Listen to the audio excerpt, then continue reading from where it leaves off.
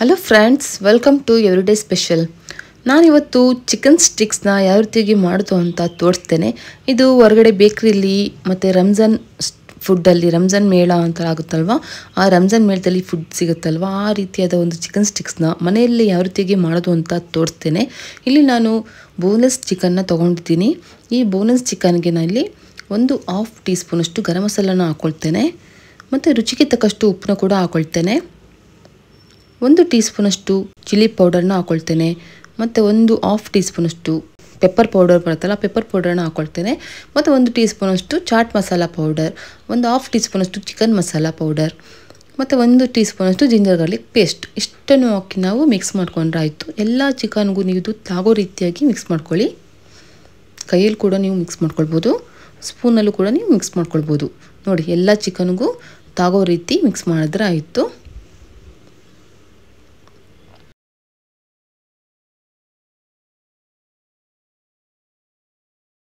ಇದಕ್ಕೆ ಇಲ್ಲಿ ನಾನು ಬಾರ್ಬಿಕ್ಯೂ ಸ್ಟಿಕ್ ಬರುತ್ತಲ್ವ, ಆ ರೀತಿಯಾದ ಒಂದು ಸ್ಟಿಕ್ನ ತೊಗೊಂಡಿದ್ದೀನಿ.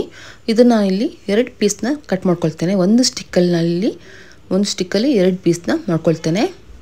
ನೋಡಿ, ಕತ್ತರಲ್ಲಿ ಕೂಡ ನೀವು ಕಟ್ ಮಾಡ್ಕೊಳ್ಬೋದು, ಇಲ್ದಿದ್ರೆ ಕೈಯಲ್ಲಿ ಕೂಡ ನೀವು ಇದನ್ನ ಕಟ್ ಮಾಡ್ಕೊಳ್ಬೋದು. 2 ಪೀಸ್ನಾಗಿ ಮಾಡ್ಕೊಂಡ್ರೆ ಆಯಿತು ಅಷ್ಟೇ. ನೋಡಿ, ಈ ರೀತಿಯಾಗಿ ಸಿಂಪಲಾಗಿ ನಾನು ಎಷ್ಟು ಸ್ಟಿಕ್ ಬೇಕೋ ಅಷ್ಟು ನಾನು ಸ್ಟಿಕ್ನ ಇಲ್ಲಿ ತೊಗೊಂಡಿದ್ದೀನಿ. ಅದರಲ್ಲಿ ನಾನಿಲ್ಲಿ 2 ಪೀಸ್ನಾಗಿ ಮಾಡ್ಕೊಂಡಿದ್ದೀನಿ. ಓಕೆ, ಎಲ್ಲನೂ ಕಟ್ ಮಾಡ್ಕೊಂಡಾಯಿತು. ಇಲ್ಲಿಗ ಚಿಕನ್ ಪೀಸಸ್ಗಳನ್ನ ಸ್ಟಿಕ್ ಮಾಡ್ಕೊಳ್ವಾ. ಇಲ್ಲಿ ಒಂದು ಸ್ಟಿಕ್ಕಿಗೆ ನಾನು 3 ಚಿಕನ್ ಪೀಸ್ನ ಇಲ್ಲಿ ಹಾಕ್ಕೊಳ್ತೇನೆ. ನೋಡಿ, ಈ ರೀತಿಯಾಗಿ ಚುಚ್ಕೊಂಡು ಚಿಕನ್ ಪೀಸ್ಗಳನ್ನ ರೆಡಿ ಮಾಡಿಕೊಂಡು ಇಟ್ಕೊಳ್ವಾ. ನೋಡಿ, ಈ ರೀತಿಯಾಗಿ ಎಲ್ಲನೂ ಸ್ಟಿಕ್ಕಿಗೆ ಹಾಕಿ ಎಲ್ಲನೂ ಇಟ್ಕೊಂಡ್ರೆ ಆಯಿತು. ತುಂಬಾ ಸಿಂಪಲ್ ಮೆಥಡ್, ಏನು ಕಷ್ಟನೇ ಇಲ್ಲ ಇದು ಆ್ಯಕ್ಚುಲಿ. ನೋಡಿ, ಎಲ್ಲನೂ ಈ ರೀತಿಯಾಗಿ ಮಾಡ್ಕೊಂಡು ಇಟ್ಕೊಂಡು ಹೋಗಿ. ಹೊರಗಡೆಲ್ಲ ಈ ಚಿಕನ್ ಸ್ಟಿಕ್ಗೆ ಈಗ ರಂಜಾನ್ ಮೇಳದಲ್ಲಾಗಲಿ ಸ್ಟ್ರೀಟಲ್ಲಾಗಲಿ ಎಲ್ಲನೂ ಇದು ಒಂದು 150-100 ಇದ್ದೇ ಇರುತ್ತೆ ಒಂದು ಸ್ಟಿಕ್ಕಿಗೆ. ಈಗ ಆರಾಮಾಗಿ ನಾವು ಮನೇಲಿ ಈ ರೀತಿಯಾಗಿ ಮಾಡ್ಕೊಂಡು ತಿನ್ಕೊಳ್ಬೋದು ಹೈಜಿನಿಕ್ಕಾಗಿ. ನೋಡಿ, ಇದು ಎಲ್ಲನೂ ನಾವು ರೆಡಿ ಮಾಡ್ಕೊಂಡಾಯಿತು. ಓಕೆ, ಇಲ್ಲಿ ಇನ್ನೊಂದು ಪ್ಲೇಟ್ಗೆ ನಾನಿಲ್ಲಿ ಡ್ರೈ ಫ್ಲೋರ್ನ ಆ್ಯಡ್ ಮಾಡ್ಕೊಳ್ತೇನೆ. ಇಲ್ಲಿ ನೀವು ಮೈದಾ ಕೂಡ ಆ್ಯಡ್ ಮಾಡ್ಕೊಳ್ಬೋದು, ಇಲ್ದಿದ್ದರೆ ವೀಟ್ ಫ್ಲೋರ್ನ ಕೂಡ ನೀವು ಹಾಕ್ಕೊಳ್ಬೋದು. ನಾನು ಇಲ್ಲಿ ವೀಟ್ ಫ್ಲೋರ್ನ ಹಾಕ್ಕೊಳ್ತಾ ಇದ್ದೀನಿ. ಅದಕ್ಕೆ ನಾನು 1 ಪ್ಯಾಕೆಟಷ್ಟು ಮ್ಯಾಗಿ ಮಸಾಲ ಪೌಡರ್ ಬರುತ್ತಲ್ವ, ಅದನ್ನ ಹಾಕ್ಕೊಳ್ತೇನೆ.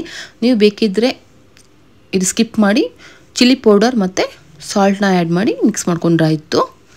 ಓಕೆ, ಇಲ್ಲಿ ನಾನು ಇನ್ನೊಂದು ಪ್ಲೇಟಿಗೆ 2 ಮೊಟ್ಟೆನ ಒಡೆದು ಹಾಕ್ಕೊಳ್ತೇನೆ. ಇದನ್ನು ಚೆನ್ನಾಗಿ ಬೀಟ್ ಮಾಡ್ಕೊಂಡು ಇಟ್ಕೊಳ್ಳಿ. ನೋಡಿ, ಚೆನ್ನಾಗಿ ಬೀಟ್ ಮಾಡಿಕೊಂಡು ಇದನ್ನ ಇಟ್ಕೊಂಡಾಯಿತು. 2 ನಾವು ರೆಡಿ ಮಾಡ್ಕೊಂಡು ಇಟ್ಕೊಂಡಾಯಿತು. ಓಕೆ, ನಾವು ಚಿಕನ್ ಸ್ಟಿಕ್ನ ರೆಡಿ ಮಾಡ್ಕೊಂಡು ಇಟ್ಕೊಂಡಿದ್ವಲ್ಲ, ಅದನ್ನು ನಾವು ಇಲ್ಲಿ ಡ್ರೈ ಫ್ಲೋರ್ಗೆ ಡಿಪ್ ಮಾಡಿ ಎಲ್ಲನೂ ಇಟ್ಟರಾಯಿತು.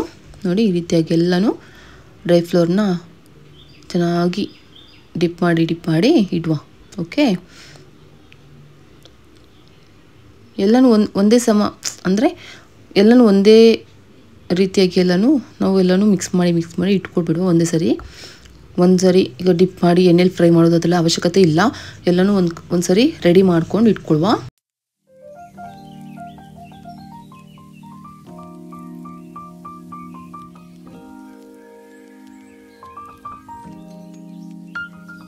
ಎಲ್ಲನೂ ಇದೇ ರೀತಿಯಾಗಿ ಕ್ಲೀನಾಗಿ ಡಿಪ್ ಮಾಡಿಕೊಂಡು ಇಟ್ಕೊಳ್ಳಿ. ಇದು ಡಿಫ್ರೆಂಟ್ ಮೆಥಡ್, ಏಕೆಂದರೆ ಮೊದಲಿಗೆ ಎಲ್ಲನೂ ಏನಾದರೂ ನಾವು ಚಿಕನ್ ರೆಸಿಪಿ ಫ್ರೈ ಮಾಡಬೇಕಂದ್ರೆ, ಡ್ರೈ ಫ್ರೈ ಮಾಡಬೇಕಂದ್ರೆ ನಾವೇನು ಮಾಡ್ತೀವಿ ಅಂದರೆ ಫಸ್ಟಿಗೆ ವೆಟ್ನ ಡಿಪ್ ಮಾಡ್ಕೊಳ್ತೀವಿ. ಇದು ಉಲ್ಟಾ, ಡ್ರೈವ್ನ ಡಿಪ್ ಮಾಡ್ಕೊಳ್ತಿದ್ದೀವಿ ಫಸ್ಟಿಗೆ.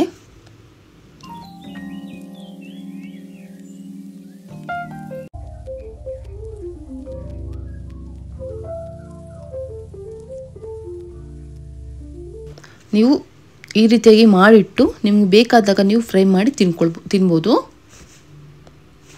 ಬಿಸಿಯಾಗಿ ನೀವು ಫ್ರೈ ಮಾಡಿ ತಿನ್ಬೋದು. ಒಂದೇ ಸರಿ ಎಲ್ಲ ಮಾಡಿ ಇಟ್ಟು ಫ್ರೈ ಮಾಡಿ ತಣ್ಣಗಾದ್ಮೇಲೆ ತಿನ್ನೋ ಅವಶ್ಯಕತೆ ಇಲ್ಲ. ನಮ್ಗೆ ಬೇಕಾದಾಗ ಈ ರೀತಿಗೆ ಮಾಡಿ ಡಿಪ್ ಮಾಡಿ ಎಣ್ಣೆಲೆ ಫ್ರೈ ಮಾಡಿ ತಿನ್ಬೋದು. ಓಕೆ, ಈಗ ಡ್ರೈ ಫ್ಲೋರ್ನೆಲ್ಲ ನಾವು ಡಿಪ್ ಮಾಡಾಯಿತು. ಈಗ ವೆಟ್ಟಿಗೆ ನಾವು ಡಿಪ್ ಮಾಡ್ಕೊಳ್ವಾ. ಈಗ ಮೊಟ್ಟೆಯಲ್ಲಿ ನಾವು ಹಾಕಿ ಡಿಪ್ ಮಾಡಿ ಎಣ್ಣೆಗೆ ಹಾಕಿ ಫ್ರೈ ಮಾಡಿದ್ರೆ ಆಯಿತು. ಓಕೆ, ಲಾಸ್ಟ್ ಸ್ಟೆಪ್ ಇದು. ಓಕೆ, ಎಲ್ಲನೂ ಡ್ರೈ ಫ್ಲೋರಿಂದ ವೆಟ್ಟಿಗೆ ಡಿಪ್ ಮಾಡಿ ನಾವು ಎಣ್ಣೆಗೆ ಹಾಕಿ ಫ್ರೈ ಮಾಡಿಕೊಂಡ್ರೆ ಆಯಿತು. ಇದು ಎಣ್ಣೆ ತುಂಬ ಬಿಸಿಯಾಗಿರಬೇಕು ಅನ್ನೋ ಇಲ್ಲ, ಒಂದು ಮೀಡಿಯಮ್ ಎಣ್ಣೆ ಬಿಸಿ ಆದಮೇಲೆ ನೀವು ಇದಕ್ಕೆ ಫ್ರೈ ಮಾಡೋದಕ್ಕೆ. ಓಕೆ ನೋಡಿ, ಈ ರೀತಿಯಾಗಿ ಒಂದು ಗೋಲ್ಡನ್ ಬ್ರೌನ್ ಬಂದ ಮೇಲೆ ನೀವು ಇದನ್ನ ತೆಗೆದುಬಿಟ್ರೆ ಆಯಿತು. ಇದು ಚೆನ್ನಾಗಿ ಕುಕ್ ಆಗಿರುತ್ತೆ, ಫ್ರೈ ಆಗಿರುತ್ತೆ ಚೆನ್ನಾಗಿ.